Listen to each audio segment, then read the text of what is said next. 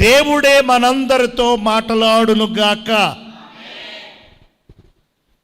మొన్న క్రిస్మస్ రోజున నేను చెప్పిన వర్తమానం టూకీగా చెప్తాను. క్రిస్మస్ అంటే క్రీస్తుని ఆరాధించుట. అందరూ చెప్పండి, క్రిస్మస్ అంటే అది. ఎవరు క్రీస్తుని మొట్టమొదటిగా ఆరాధించారంటే గొల్లలు, జ్ఞానులు కాదండి, గొల్లలు. గొల్లలు ఆరాధించారు. మొట్టమొదటిగా భూమి మీద దేవుణ్ణి ఆరాధించింది పశుల కాపరులు, గొల్లలు. ఆ ధన్యత వారికే దక్కిందండి. వాళ్ళ తర్వాతే మనం ఇప్పుడు ఆరాధన చేసేస్తున్నాం, గొంతులు అరుచుకొని చప్పట్లు కొడుతూ మనం చేస్తున్నాం కదా. ఈ ఆరాధనకి మూలం, ఈ ఆరాధనకి ఆద్యులు, ప్రారంభికులు ఎవరు అనంటే గొల్లలు, అక్షరం ముక్కరానోళ్ళు, ఉండడానికి నీడ లేనోళ్ళు, ఇల్లు ఎక్కడో, వాకిలెక్కడో, కుటుంబం ఎక్కడో అన్నీ వదులుకొని అలా దేశాలంట, రాష్ట్రాలంట, జిల్లాలంట తిరుగుతా ఎప్పుడుకో వెళ్తారండి. 3 నెలలకోసారి, 6 నెలలకోసారి. ఒక శుభ్రం ఉండదు పాపం, సరైన బట్టలు ఉండవు వారికి, సరైన కాలికి చెప్పులు ఉండవు, క్షవరం ఉండదు, గెడ్డం గీసుకోరు, తల దువ్వుకోరు. దేవునికి స్తోత్రం. ఏమండి, అలాంటి పామరులకి, అక్షరముఖ రాని వారికి యేసయ్యని ఆరాధించే, దేవుణ్ణి ఆరాధించే మొదటి వరుసలో వారికి స్థానం దొరికింది. దేవునికి స్తోత్రం. మొదట ఆరాధించింది వారే. అసలు వారికి ఆరాధించాలని ఎలాగ మనసు పుట్టింది? దేవుణ్ణి ఆరాధించాలని ఎందుకు అనిపించింది వారికి? లూకా 2:10-12 ఉంది, తీయక్కర్లేదు, మొన్న చదివించి చెప్పేశాను. కావాలంటే మొన్న 25వ తారీఖు మన క్రిస్మస్ వేడుకలో మెసేజ్ మీరు వినండి. తర్వాత లూకా 2:10-11 ఉంది. అక్కడ దేవదూత వీరి దగ్గరికి వచ్చి భయపడకుడి అని చెప్తాడు. ఏమంటాడండి? భయపడకుడి. అందరూనేమో వీళ్ళని భయపెట్టారు, అందరూనేమో వీళ్ళని తరిమేశారు, అందరూనేమో వీరిని చీకొట్టారు. దేవదూత వచ్చి భయపడొద్దు, భయపడవద్దు, భయపడవద్దు అని అభయహస్తం ఇచ్చాడు. అంటే మా భయాన్ని తీసేసి మమ్ములను ధైర్యంతో నింపాడు దేవుడని, భయపడవద్దని అభయం ఇచ్చినటువంటి ఆ దేవుణ్ణి ఆరాధించాలి అనే మనసు వారికి వచ్చింది. రెండవదిగా, ప్రజలందరికీ కలగబోవు మహాసంతోషకరమైన, దేవునికి స్తోత్రం, మహాసంతోషమట. అటు బిటు సంతోషం కాదు, మహాసంతోషం. సంతోషం లేదు లోకంలో, ఒకవేళ ఉన్నది నిజమైన సంతోషం కాదు. డబ్బులిచ్చి ఏమండి శక్తిని బలాన్ని కోల్పోయి తెచ్చుకునే సంతోషాలు అల్పమైనవి, స్వల్పమైనవి, ఎంతకాలం ఉంటాయో ఎంతసేపు ఉంటాయో తెలియదు. ఏమండి,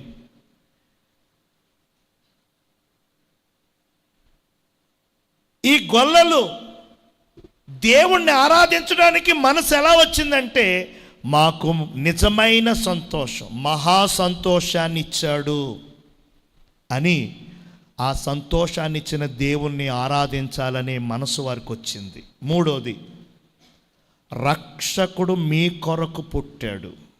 చెప్పండి, ఎవరి కొరకు పుట్టాడు? మా కొరకు, వారి కొరకు, మీ కొరకు, సర్వలోకం కొరకు. ఎవరు పుట్టారు? రక్షకుడు.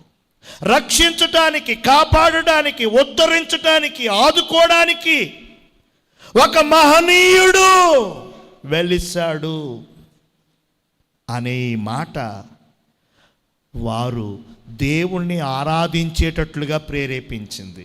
1, భయపడవద్దు అనే అభయహస్తం. 2, మహాసంతోషం మీకు అనే వాగ్దానం. 3, రక్షకుడు పుట్టాడు. ఈ 3 మాటలు దేవుణ్ణి ఆరాధించటానికి వారిని పురికొల్పాయి. నిజంగా మనం కూడా ఆలోచన చేద్దాం. భయపడవద్దు అనే వాగ్దానం నీకు చెందింది. మహా సంతోషాన్ని నీకు చెందింది. రక్షకుడు నీ కొరకు పుట్టిన ఆయనే. ఈ 3 అనుభవాలు మీరు పొందుతున్నారు. ఈ 3 అనుభవాలు మీరు అందుకుంటున్నారు. మరి అందుకుంటున్న మీరు, పొందుకుంటున్న మీరు ఆ దేవుణ్ణి ఆరాధించాలి, ఆ దేవుణ్ణి మహిమపరచాలి, ఆ దేవుణ్ణి భజించాలి, ఆ దేవుణ్ణి స్తుతించాలి అని అనుకుంటున్నారా? వాళ్ళు అనుకున్నారండి, మనము కూడా అనుకోవాలి. దేవునికి స్తోత్రం. అలా ఆరాధించే వారి జీవితంలో ఒక 5 అనుభవాలు చెప్పాను. ఒక 5. 1, దేవదూత తమతో చెప్పిన మాట విని, దేవదూత చెప్పిన మాట విని దాన్ని నమ్మి, ఆ చెప్పిన దాని ప్రకారం, నమ్మిన దాని ప్రకారం గైకొని అక్కడికి వెళ్ళారటండి. దేవదూత ఉన్నట్టుండి రాత్రికి రాత్రి ప్రత్యక్షమై ఏదో చెప్పాడు. ఆ మాటను విన్నారు, నమ్మారు, గైకొన్నారు, ఆ ప్రకారంగా అక్కడికి వెళ్ళారు. దేవునికి స్తోత్రం. ఆరాధించే వారిలో ఉండవలసిన మొదటి లక్షణం ఇది. వాక్యాన్ని వినాలి, వాక్యాన్ని అంగీకరించాలి, వాక్యాన్ని గైకొనాలి.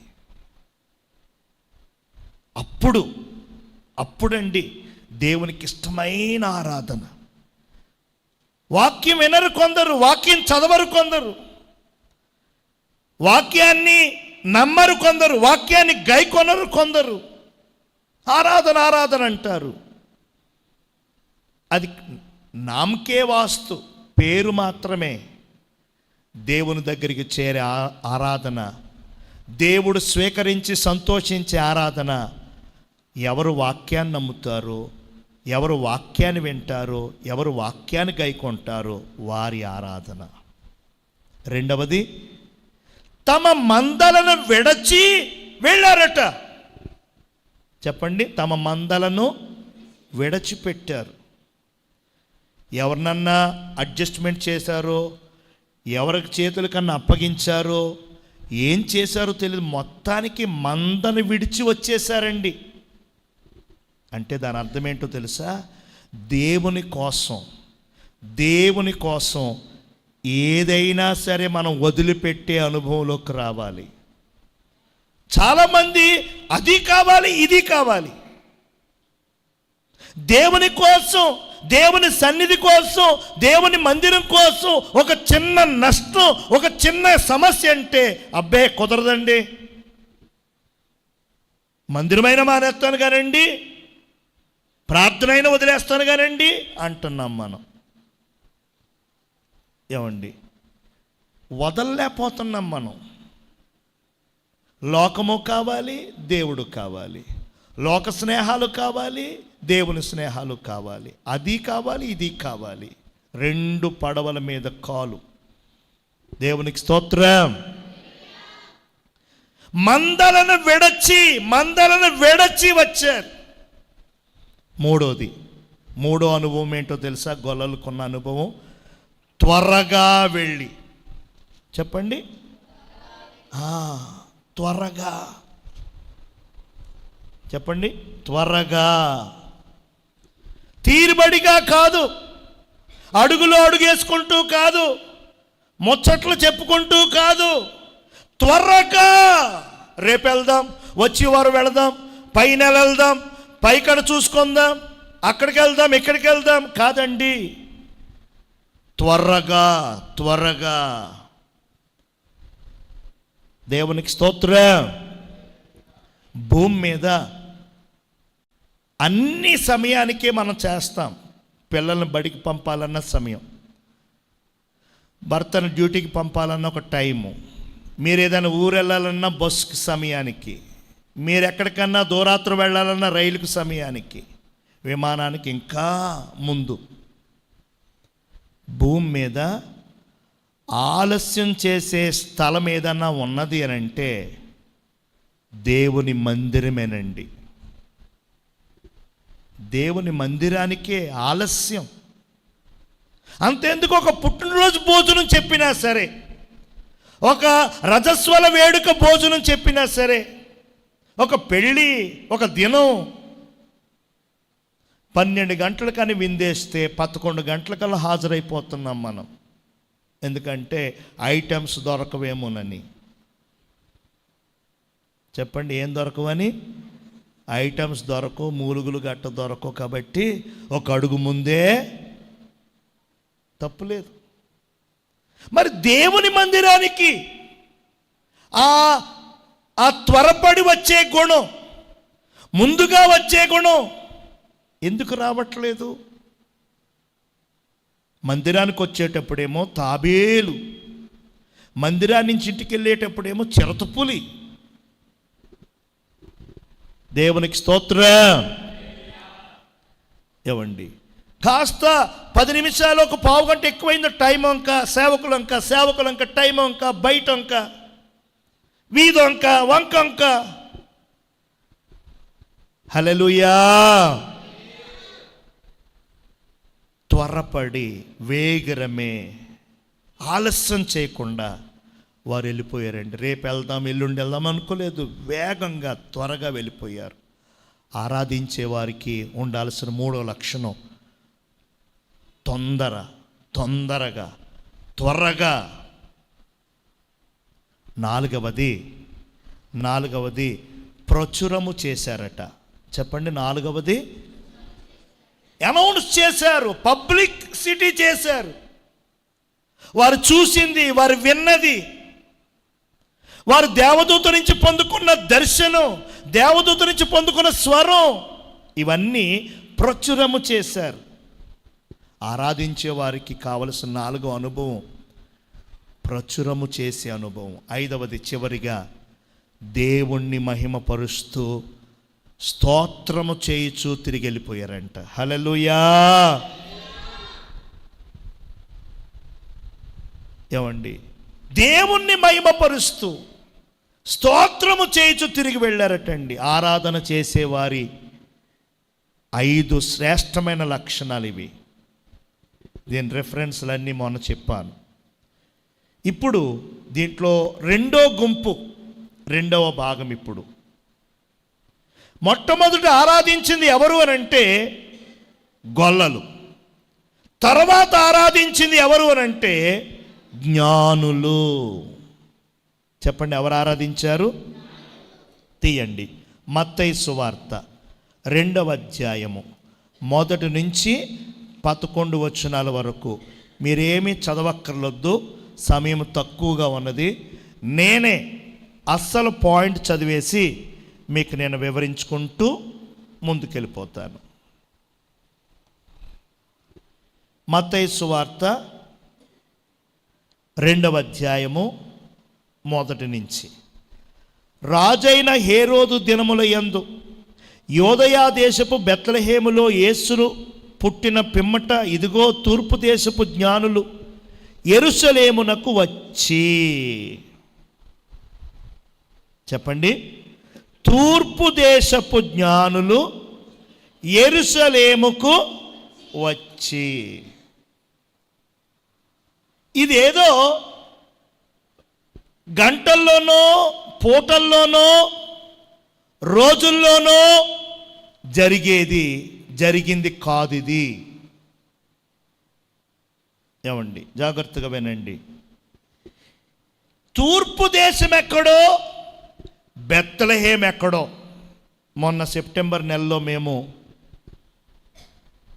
బెత్లెహేంకు వెళ్ళాం, యెరూషలేము దేశానికి వెళ్ళాం. హైదరాబాద్ నుంచి దుబాయ్ వరకు 4:30-5 గంటల విమాన ప్రయాణం. దుబాయ్లో దిగిన తర్వాత ఒక 2-3 గంటలు అక్కడ వెయిటింగ్. మరలా అక్కడ విమానం ఎక్కాక 4 గంటలు ఏకదాటిగా మళ్ళీ ప్రయాణం చేస్తే యెరూషలేము క్యాపిటల్ టెల్ అవీవ్, మన భారతదేశానికి క్యాపిటల్ ఢిల్లీ ఎలాగో జెరూసలేముకి టెల్ అవీవ్ అనేటువంటిది ముఖ్య కేంద్రం, క్యాపిటల్. అక్కడ దిగాం. ఈ మధ్యలో వెయిటింగ్ అవన్నీ లెక్కలేస్తే సుమారు 18 గంటలు పట్టింది. ప్రయాణం చూస్తేనేమో ఏకంగా ఫ్లైట్ ప్రయాణమేమో ఇదో 5 గంటలు, అదో 5 గంటలు, 10 గంటలు ఏకంగా ప్రయాణం చేసింది విమానం గంటకి 2500 కిలోమీటర్ల దూరం వెళుతుంది. 10 గంటలు ప్రయాణం చేస్తే 25,000 కిలోమీటర్ల దూరం. ఏంటది? యెరూషలేం. దేవునికి స్తోత్రం. ఈ జ్ఞానులు తూర్పు దేశము నుంచి ఆ యెరూషలేములోని బెత్లెహేం అనే గ్రామానికి వెళ్ళారట. ఎంత టైం పట్టిందో తెలుసా? ఇప్పుడైతే 10 గంటలు 12 గంటలు అని చెప్తున్నాం, కానీ మీరు ఆశ్చర్యపోతారు. హల్లెలూయా.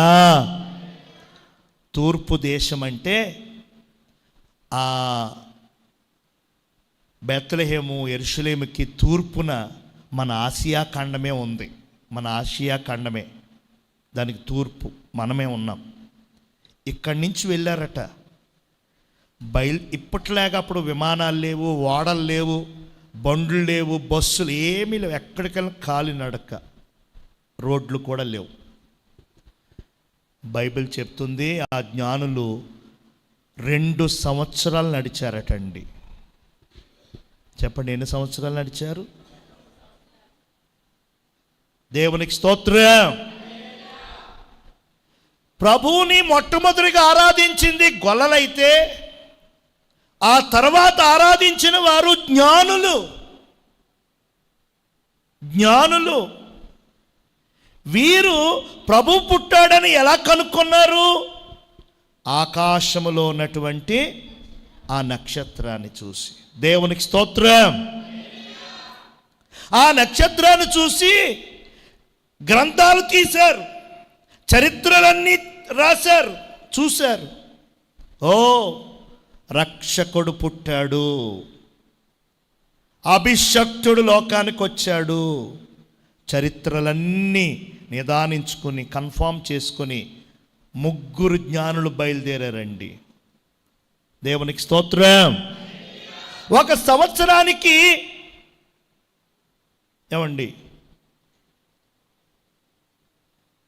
వేసవి కాలం, ఆ తర్వాత వానాకాలం, వర్షాకాలం, ఆ తర్వాత శీతాకాలం. ఎండాకాలములో ఎండుతూ, ఎండాకాలములో తట్టుకుంటూ, ఆ ఎండలకి ఓర్చుకుంటూ నడుస్తూనే ఉన్నారు. తర్వాత ఏ కాలం? వర్షాకాలం. తడుచుకుంటూ అక్కడక్కడ ఆగుకుంటూ, ఆ వర్షాకాలం అయిపోయింది. ఆ తర్వాత ఏ కాలం? శీతాకాలం. ఎంత చలండి ఇప్పుడు! అసలు ఈ సంవత్సరం చలి నేను ఎప్పుడు చూడలా. దేవునికి స్తోత్రం. చాలా భయంకరంగా ఉంది ఈ సంవత్సరం చలి. ఎంత ఎండకైనా తట్టుకోవచ్చు, ఎంత వానకైనా ఏదోలాగా బతకొచ్చు, కానీ చలికి మాత్రం హల్లెలూయా. ఎంత చలైనా ఆగలేదు వారు. అంటే ఆగదమంటే రాత్రి ఎక్కడో స్టే చేయడం, వర్షం భయంకరంగా వస్తే ఎక్కడో ఆగడం, తగ్గాక బయలుదేరతాం. దేవునికి స్తోత్రం. 2 సంవత్సరాలంటే ఆలోచించండి, 4 నెలలు వేసవి, 4 నెలలు వర్షాలు, 4 నెలలు శీతాకాలం. అప్పుడండి, ఇప్పుడు కాదులేండి. ఎప్పుడు వర్షం వస్తుందో, ఎప్పుడు ఎండ కాస్తుందో, ఎప్పుడు చలేస్తుందో, ఎప్పుడు తుఫాన్ పడుతుందో, మొత్తం చక్రమంతా తిరిగిపోయింది. అప్పుడైతే ఆర్డర్ ప్రకారం. దేవునికి స్తోత్రం. 2 సంవత్సరాలంటే 6 కాలాలు, 2 వేసవి, 2 వర్షం, 2 శీతాకాలం. 6 కాలాలు దాటుకొని అవరోధాలన్నీ తట్టుకొని ప్రయాణం చేశారండి. వాళ్ళకి ఎంత ఓర్పో చూడండి. చెప్పండి, ఎంత ఓర్పు, ఎంత ఓపిక వారికి. ఆరాధన చేసిన 2వ గుంపు జ్ఞానులు. ఆ ఆరాధికులైనటువంటి ఆ జ్ఞానులకి ఉన్నటువంటి అనుభవం ఏంటో తెలుసా? ఓర్పు, ఓపిక, సహనము. దేవునికి స్తోత్రం. సరదాగా అంటున్నాను, ఏమనుకోవద్దు. కానీ గట్టిగా ఎండ కాస్తే గుడి మానేసే వాళ్ళు ఉన్నారు, గట్టిగా వర్షం వస్తే మానేసేవాళ్ళు ఉన్నారు, గట్టిగా చలిగాలేసినా సరే. వేసవి కాలంలో పెడితే మే నెలలో మీటింగ్ పెడతాం కదా, వాళ్ళు ఏం చేస్తారో ఏం చేయరో అనవసరం, కానీ అక్కడికి వచ్చి ఇంత ఎండలో పెట్టారేంటండి అయ్యగారు అంటారు నన్ను. ఏమండి, గబుక్కును వర్షం వచ్చిందనుకోండి, ఏంటండి వర్షాకాలంలోనా అంటారు.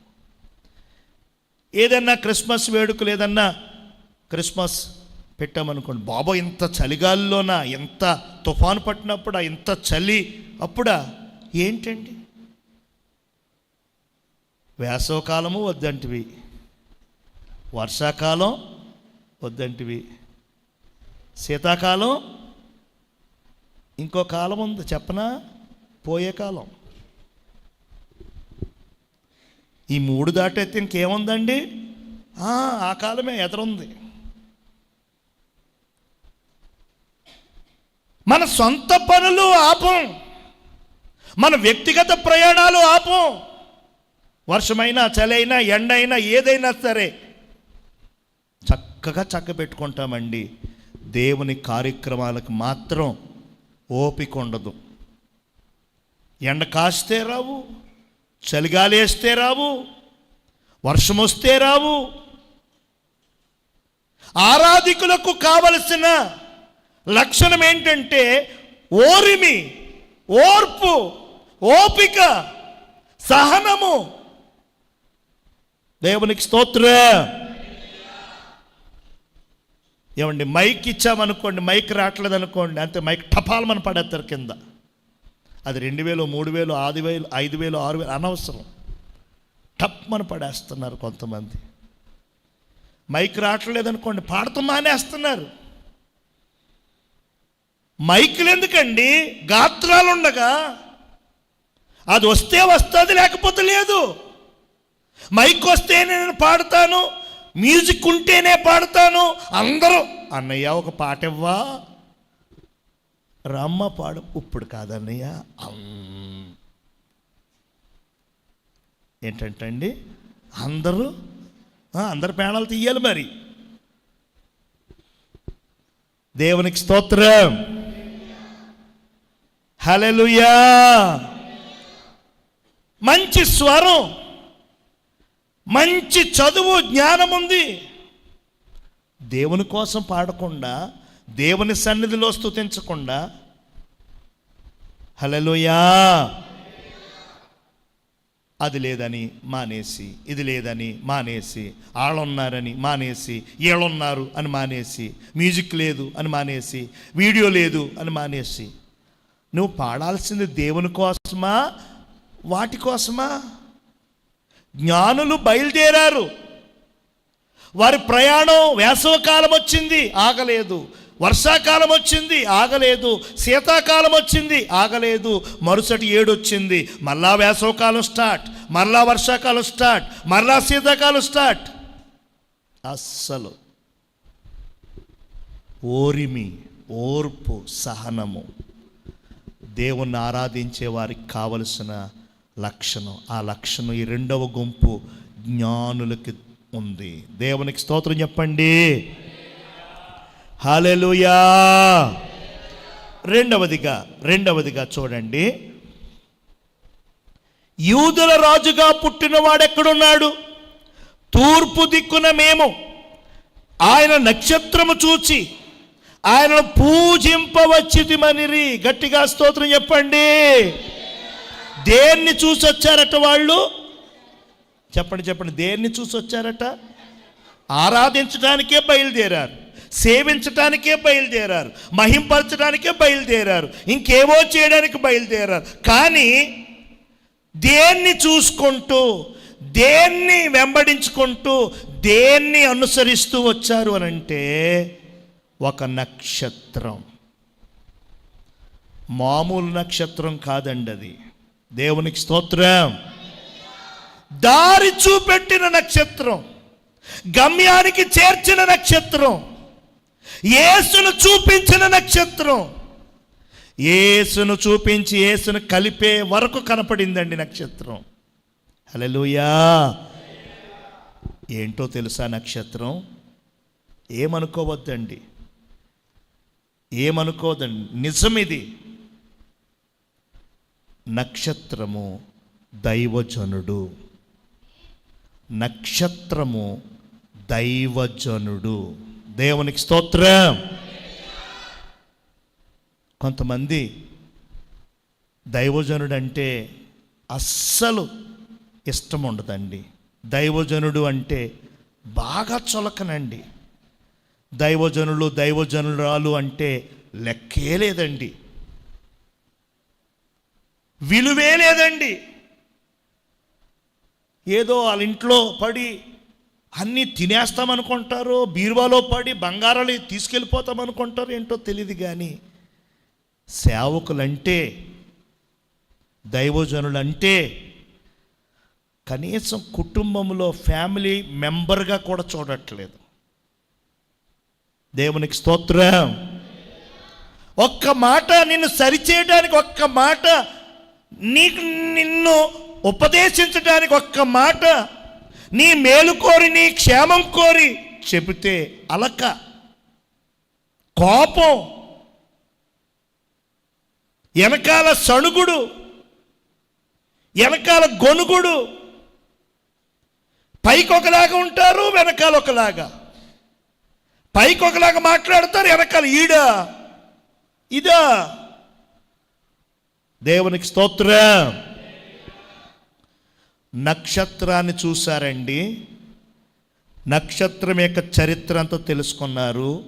ఆ నక్షత్రాన్ని వెంబడించడానికి, ఆ నక్షత్రాన్ని ఫాలో అవ్వడానికి బయలుదేరారు.